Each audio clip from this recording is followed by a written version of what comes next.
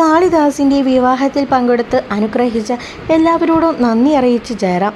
എത്രത്തോളം സന്തോഷമുണ്ടെന്ന് പറഞ്ഞറിയിക്കാൻ കഴിയില്ലെന്നും ഗുരുവായൂരപ്പൻ്റെ മുന്നിൽ വെച്ച കണ്ണൻ്റെ വിവാഹം നടത്താൻ സാധിച്ചതിൽ വളരെയധികം സന്തോഷമുണ്ടെന്നും ജയറാം പറഞ്ഞു. കാളിദാസിൻ്റെ വിവാഹത്തിന് ശേഷം മാധ്യമങ്ങളോട് സംസാരിക്കുകയായിരുന്നു ജയറാമും പാർവതിയും. വർഷങ്ങൾക്ക് മുമ്പ് 1992 സെപ്റ്റംബർ 7-ാം തീയതിയാണ് ഗുരുവായൂരപ്പൻ്റെ മുന്നിൽ നിന്ന് ഞാൻ അശ്വതിയുടെ കഴുത്തിൽ താലി ചാർത്തിയത്. പിന്നീട് ഞങ്ങളുടെ കുടുംബത്തിലേക്ക് അതിഥികളായി കണ്ണനും ചക്കിയും എത്തി. ഇപ്പോൾ ഞങ്ങൾക്ക് 4 മക്കളാണുള്ളത്. കല്യാണം കാണാൻ കേരളത്തിൻ്റെ പല ഭാഗങ്ങളിൽ നിന്നും ആളുകളെത്തി ഞങ്ങളുടെ കുട്ടികളെ അനുഗ്രഹിച്ചു. ജയറാമിൻ്റെയും പാർവതിയുടെയും കല്യാണം കാണാൻ കൂടിയതുപോലെ ആ ആളുകൾ വീണ്ടും ഞങ്ങളുടെ മകൻ്റെ കല്യാണത്തിനെത്തി. അമ്മമാരും സഹോദരിമാരും വന്നിട്ടുണ്ടായിരുന്നു.